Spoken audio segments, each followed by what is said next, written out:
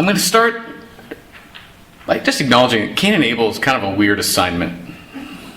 Let's just be honest about that. That's a weird assignment. So I'm going to start by reminding us of something as we approach this. The Bible is not a collection of stories for children.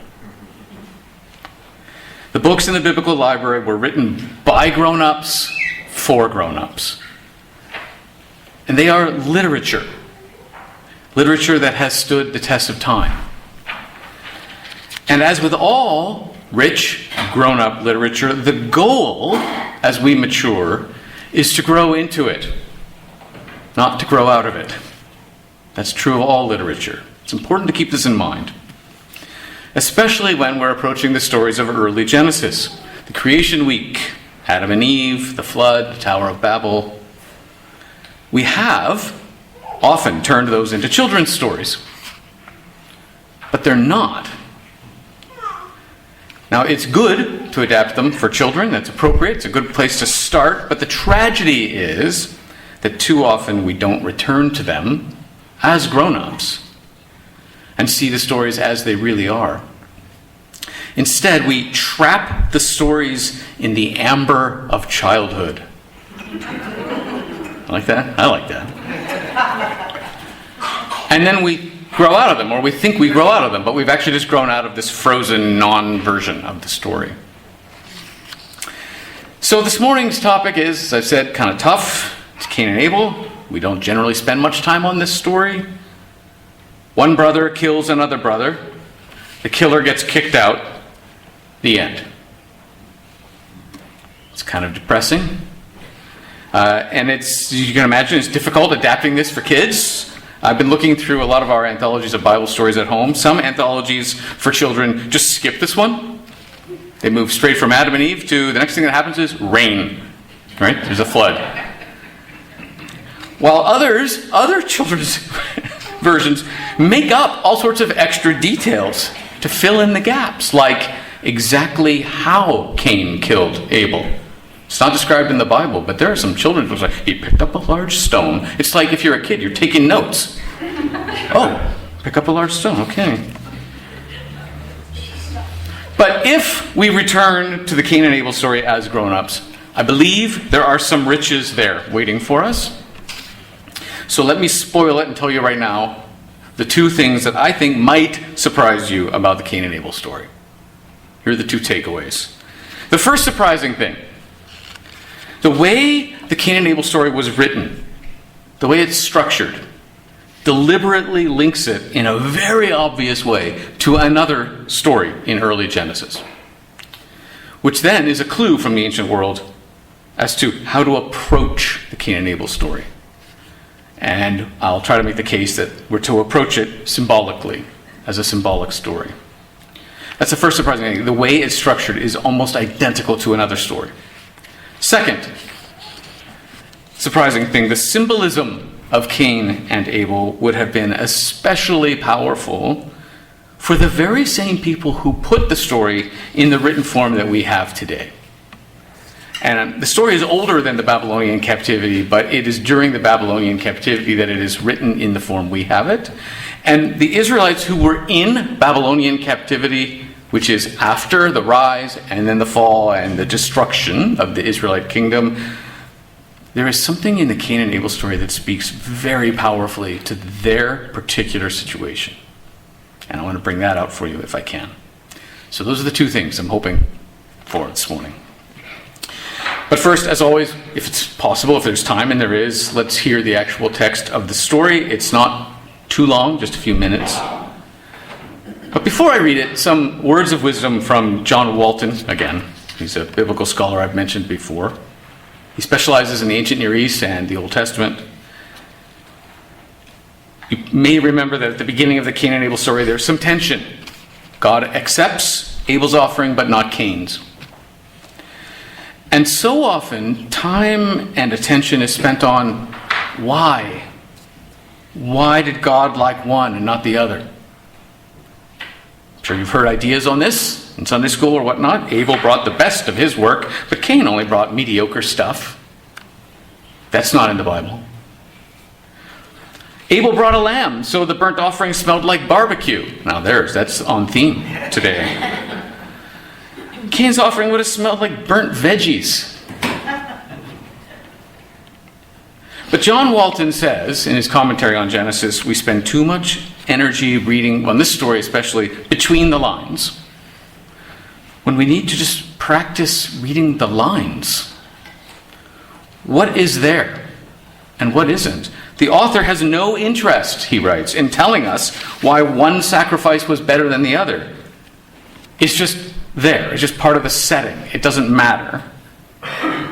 Instead, he says, pay attention to what the author did write. Pay attention to the story, to how it is structured, to what happens. So that's what we're going to do. And I'll tell you right now how the story is structured. It's 4 parts. There's a brief little introductory setup where we just get like matter-of-fact things. Cain is, angry. And then we get a kind of sandwich. Conversation, event, conversation. So that's what's coming. A little introduction, then conversation, event, conversation. Here's the introduction. The man, that is Adam, which means mankind, made love to his wife Eve, which, as we've already discussed, can mean womankind. And she became pregnant and gave birth to Cain. And she said, with the help of the Lord, I have acquired a man. Later, she gave birth to his brother Abel. Now, Abel kept flocks, and Cain worked the soil. In the course of time, Cain brought some of the fruits of the soil as an offering to the Lord. But Abel also brought an offering, fat portions from some of the firstborn of his flock.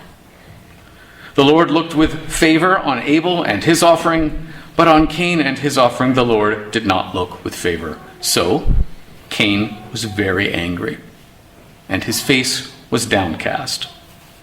And again, I just want you to notice Cain's anger is just part of the setting. It's part of the introduction. It's just there. The anger is actually not the point.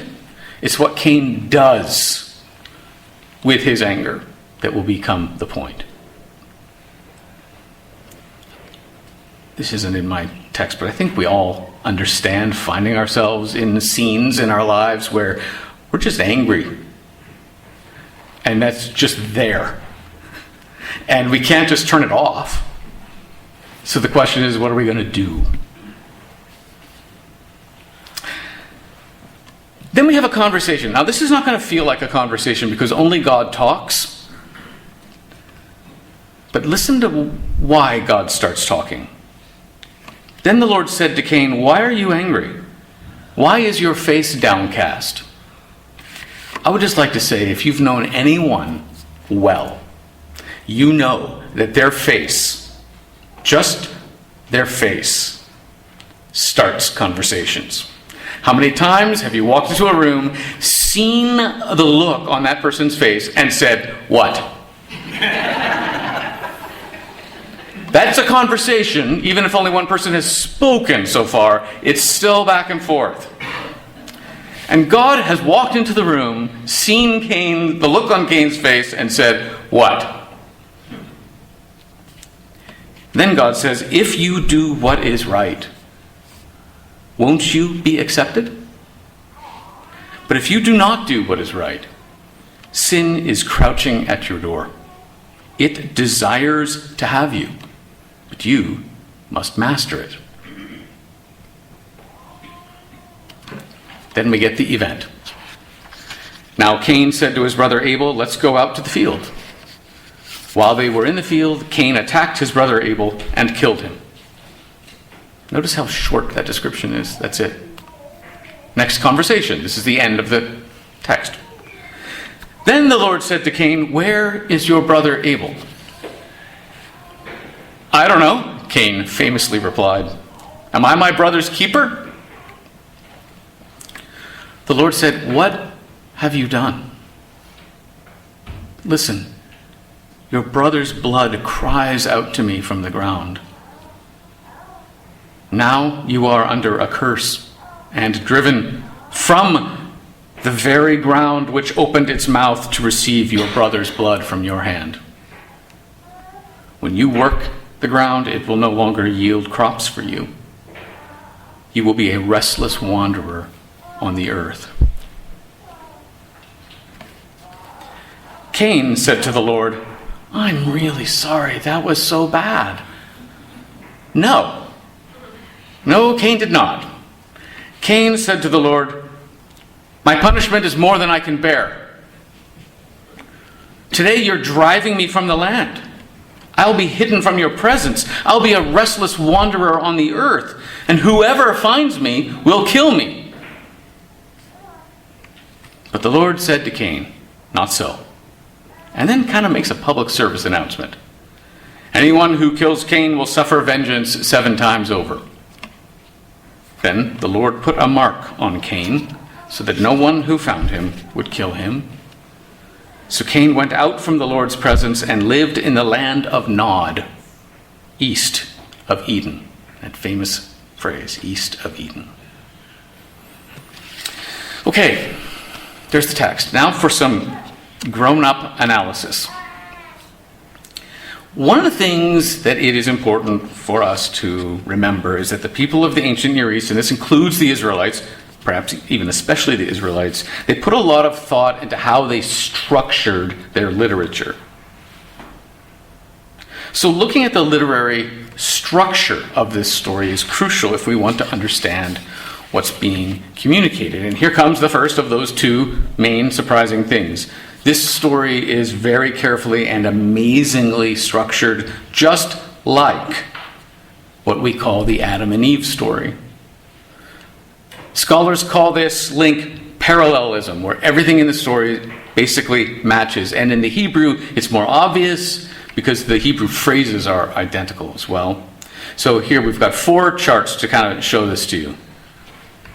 Wow, he is on it. Okay. Just want to talk through these. I'm going to have to twist my head a bit because I didn't print this off for myself. Wasn't that clever? We have Garden of Eden story, the garden, that's where Adam and Eve were, and we have the Cain story. And you'll notice that the account in both cases of the sin is very short. She saw the fruit, she ate it, gave it to Adam, he ate it. Took him out to a field, killed him. One was an offense against God, and the next one was against a fellow human. Notice that God doesn't just scream at the offenders in either story, but questions them, and the questions are nearly the same. Where are you? Where is your brother? They both deny responsibility. Adam and Eve blame others. Cain just claims ignorance. I don't know. Okay, next slide.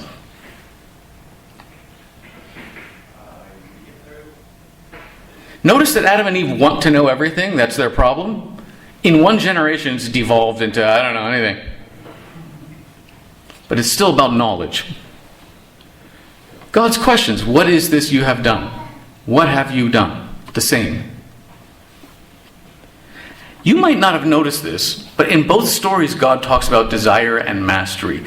In the first one, in Adam and Eve's story, God says to Eve, your desire will be for your husband, but he will have mastery over you.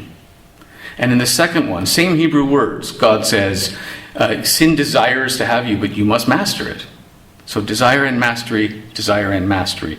Not that we're linking Adam with like Eve with sin or anything like that. It's just that it's the same words to communicate. These stories are linked. Next slide. The ground is cursed in the first story. Cain is cursed in the second. In the first story, they lose God's presence, but they still have land. They're still in the land of Eden. They're just out of the Garden of Eden. In Cain's case, he now loses God's presence and the land. He has to leave the land of Eden. They both lose the food blessing, but in the one they still have each other, they still have family, and in the second they don't have family. But it's the same kind of thing. It's just, notice every time it's expanding a little. It's the same pattern, but expanded. As if the dysfunction and the breakdown is being magnified as we move from one generation to the next. But it's the same story. It's the same pattern. And the last slide. Adam and Eve recognize that they're vulnerable. We're naked. Cain recognizes that he's vulnerable. I'll be killed. And so, God provides. God provides clothing for Adam and Eve, and God provides this mark, this mysterious, never described mark for Cain. And they're all sent east. We don't usually focus on this in the Garden of Eden story with Adam and Eve, but they are sent. The angel with the flaming sword is guarding the east side of the garden, and so they are sent east into the land of Eden, and then Cain himself is sent out of the land entirely east. Okay, great. Notice how similar those things are, and notice how deliberate those things are. And all of this, yeah, we're done. We can turn this off. All of this was no accident. The stories are deliberately linked through what is called parallelism, and that is the ancient world's way of saying these two stories are the same kind of story. In fact, they really are the same story, just sort of transposed into the key of the next generation. And with different intensity, maybe growing intensity. Last week we heard that first column, the Adam and Eve story, would have been understood by its original listeners as an archetypal story, something like a parable. And there are all sorts of reasons that even conservative biblical scholars say this, and we covered that already. This week, seeing how closely linked those two stories are, it's now reasonable to ask, if the Cain and Abel story is so closely linked to Adam and Eve, and if Adam and Eve is understood symbolically, should the Cain and Abel story also be thought of as a symbolic, archetypal story? And notice, that's a grown-up question. Right? These are grown-up things to talk about. This is not the kind of conversation you can have with young children, because their neural networks just aren't set up for that yet. So, was the Cain and Abel story meant to be symbolic, something like a parable? That's the question. And for many reasons, but we're going to talk about two main ones, the answer of many biblical scholars is yes. The Cain and Abel story is symbolic and would have been understood as if it were a parable by the ancient Israelites. And the first reason we've already looked at, this over-the-top parallelism, deliberately going out of their way to link the two stories, to link Cain and Abel with an already understood to be archetypal story. The second reason we can talk about is found in the characters' names. What the names mean, and then how the names disappear in the Old Testament after this. So first, what they mean. We've already learned that Adam means mankind, and Eve could be the ancient world's equivalent of womankind. Cain means acquire, which makes sense of Eve's comment, with the Lord's help I have acquired a man. But it could also have a double meaning, and basically everything in every Hebrew word seems to have at least two meanings.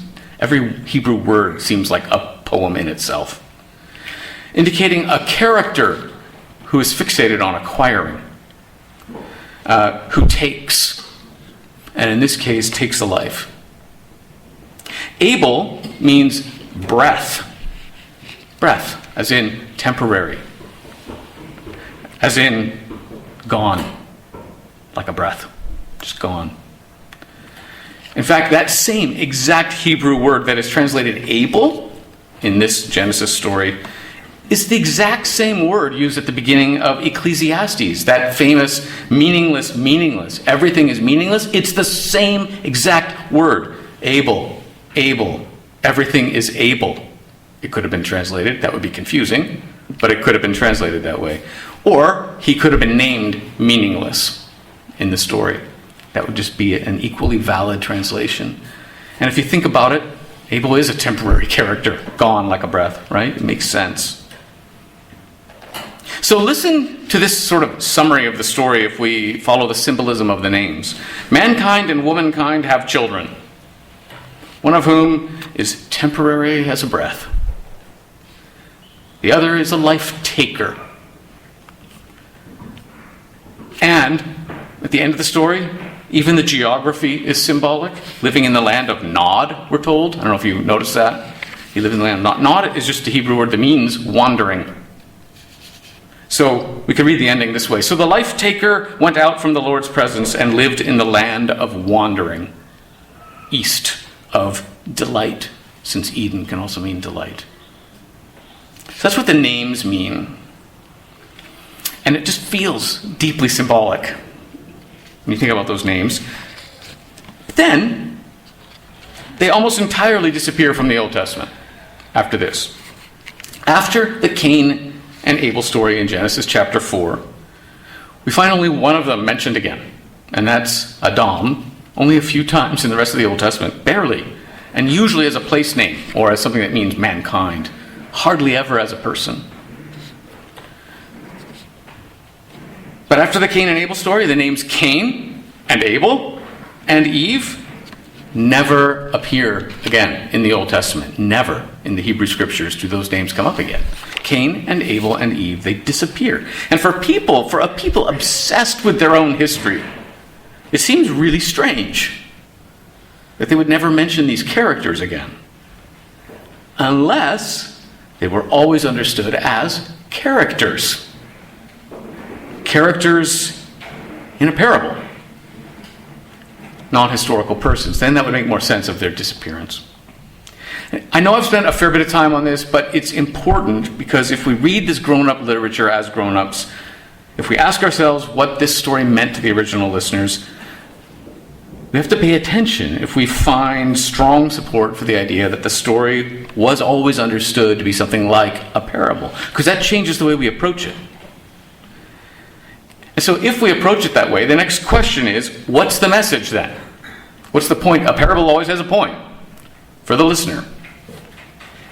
And what is the message of this ancient parable? Here are some thoughts that I have found in my studies. First, there are general themes in this parable that apply at all times to the Israelites at all times in their story. For example, we see where breakdown in relationships and breakdown in society comes from in this parable. It comes from people wanting to disregard the law and be like gods. Wanting to have power over other people. Wanting even to take lives, to have that power to take lives. If you step outside the law, says this parable, and the parable it's linked to in the Garden of Eden, breakdown. But this parable also proclaims, loud and clear, you Israelites have a choice. God says to Cain, sin desires to have you, but you must master it. Which makes us think of that famous moment just before entering the promised land when Joshua says to all the Israelites, choose this day whom you will serve. There is a choice. In fact, if you think of it, so much of the Old Testament is about just that, calling the Israelites to return, to choose to return to the covenant again and again. Now that only makes sense if there is a choice. I'm saying this because we so often think of these Eden stories as simply the fall, where all of humanity becomes irreparably bad. But in these stories, God doesn't seem to think that. It's like God didn't get the memo about this doctrine. God does not say to Cain, gee, it's too bad your parents ate that fruit and committed the irreversible original sin that turned you totally evil. No, God says to Cain, you have a choice. Be wise. Which Cain was not. Which brings us to the next general theme that we can pick out of this parable. We can see in this parable how God is faithful even when we are at our worst. If you thought humanity was bad in the Garden of Eden, it was nothing compared to Cain. Cain, frankly, is just plain awful throughout the entire story. When I returned to the story as an adult and read it and thought about what Cain was like, I was astonished, actually. He is jealous and angry about the sacrifices. He deceives and murders Abel. He lies to God. He denies any responsibility to care for his brother. And unlike his parents, and this is where things really kind of shift up a notch, Cain never confesses. Did you notice that? He never confesses. He just complains about the punishment. He's concerned only for himself, for his own safety. Shows no desire, no concern to be in a healthy relationship with God or with his brother or with anybody else. He is what my mother, and I checked this week, my mother, who is a counselor, he is what she would describe as a narcissistic psychopath.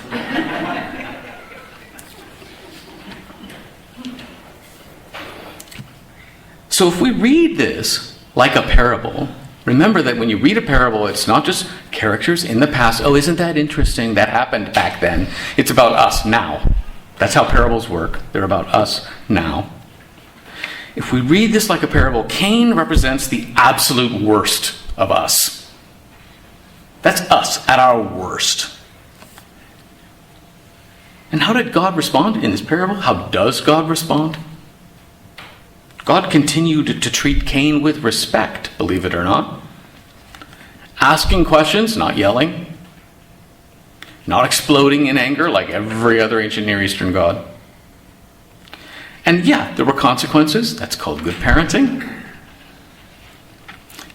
But even so, God did for Cain just what God had done for Cain's parents.